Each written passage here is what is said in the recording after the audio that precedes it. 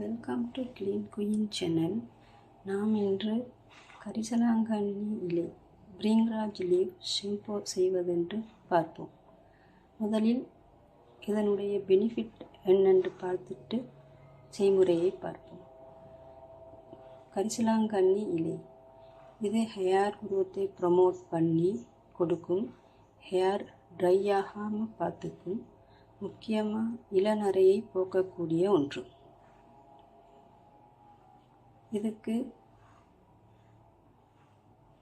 டேண்ட்ரஃபை prevent பண்ணி கொடுக்கக்கூடியதாகவும் இது இருக்கிறது. இது ஒரு பெஸ்ட் இன்க்ரீடியன்ட்ஸ். அடுத்ததாக SCI சோடியம் கொக்கையில் இசத்தியனேட். இதனுடைய முக்கியமான வேலை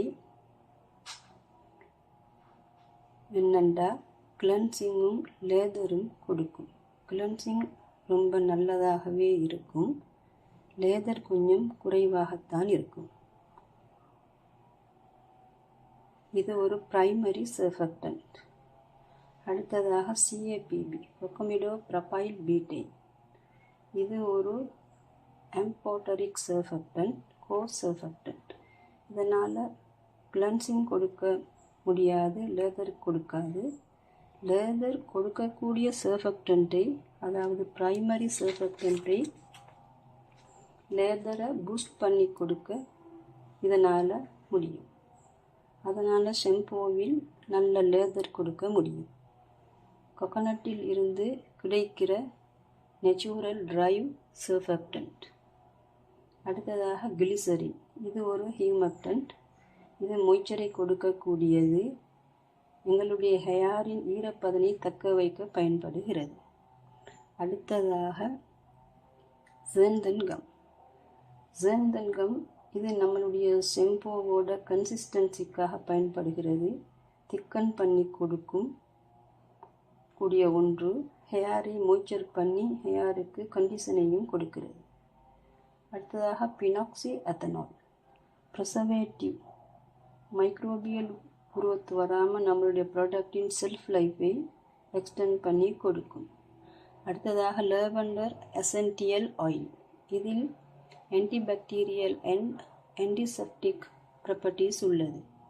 ஸ்கல்ப்புக்கு ஹெல்ப்ஃபுல்லாக இருக்கும், டேண்ட்ரஃபையும் ப்ரிவென்ட் பண்ணி கொடுக்கும். அடுத்ததாக ஃபார்முலேஷனை பார்ப்போம்.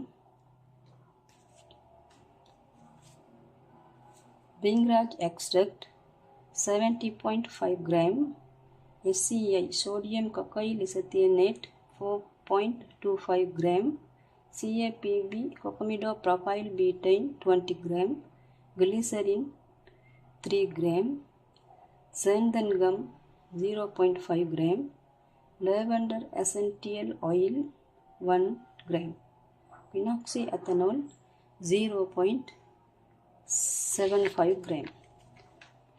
அடுத்ததாக செய்முறையை பார்ப்போம். முதலில் 15 gram கரிசலாங்கண்ணி இலை பிரிங்ராஜ் லீஃபை எடுத்து 120 gram 120 gram நீரில் டிஸ்டில் வாட்டரில் போட்டு அதை நன்றாக கொதிக்க வைத்து வடித்து எடுத்துக்கொள்ள வேண்டும். அதனுடன் SCI CAPB கிளிசரின் ஜேந்தன்கம் எல்லாவற்றையும் ஒன்றாக சேர்த்து டபுள் பாயில் மெத்தடில் பண்ண வேண்டும். டபுள் பாயில் பண்ணுவதனால் ஜேந்தன்கம்மை நாம் கிளிசரினில் மிக்ஸ் பண்ண தேவையில்லை. அது பாயில் ஆகும்போது முழுவதுமாக டிசால்வ் ஆகிவிடும். SCI கரைய கொஞ்சம் டைம் எடுக்கும், சரியான டெம்பரேச்சர் வந்ததும் கரைந்திடும். அதுவும் முழுமையாக டிசால்வ் ஆகிவிடும். எல்லாம் நன்றாக டிசால்வ் ஆகும் வரை பாயில் பண்ண வேண்டும். ஆரம்பத்தில் தண்ணி போல்தான் இருக்கும், ஆற ஆற திக்கன்னாகிவிடும். ஆறியதற்கு பிறகு, முழுவதுமாக கூல்டவுன் ஆனதற்கு பிறகு எசென்சியல் ஆயிலும் ப்ரிசர்வேட்டிவும் ஆட் பண்ண வேண்டும். உங்களுக்கு விருப்பம் எனில் ஒரு கலர் சேர்க்கலாம், இது ஆப்ஷனல் தான்.